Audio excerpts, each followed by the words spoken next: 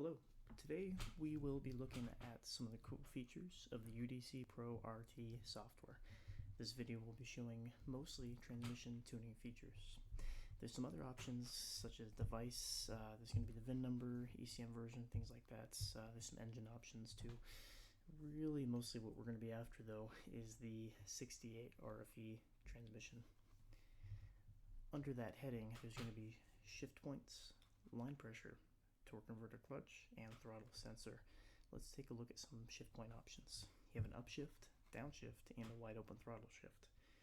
Under the upshift you'll see there are a lot of options. The 1, 2, 2, 3, 3, 4, 4, 5 shift, etc. And there's a lot of options within all of those. There's a lot of customizability there.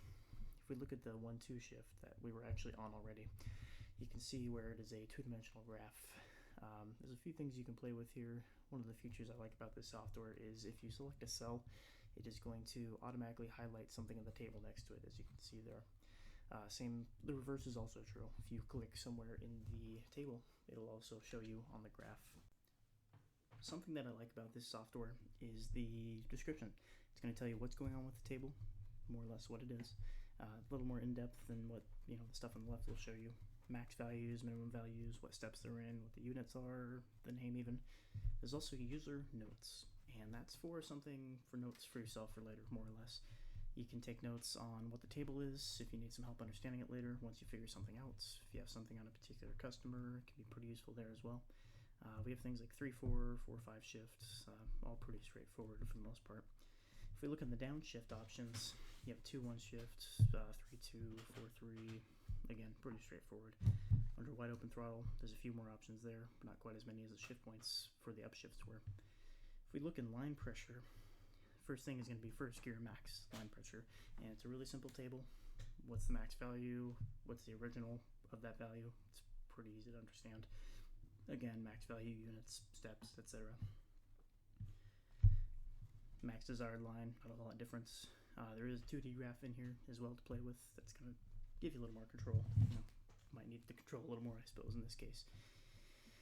If we go and take a look at this next heading here for the torque converter clutch, you'll notice there are 3 icons next to all these parameters. The bottom one is just an actual value, really simple table. The middle one's going to be more of a 2D slope, and this one in particular is a 3-dimensional graph. You can take and rotate the graph in any way you desire. It's going to move the axes around to match that for you. Same story as before, where you can click on a cell and it's going to show up on the table, and vice versa. You'll notice it moves around a little bit as I click there. Under throttle sensor, pretty simple curve there, nothing crazy going on. Most of the same as the rest of them. Again, it has a description and things like that. You can play with what the axis is actually and change it around a little bit, whether for your reference or just needing to play with it like that in general, easier to work with. The description actually changes between the two, so it's kind of nice to show you that there. That's going to cover transmission tuning for today. Stay tuned for more videos.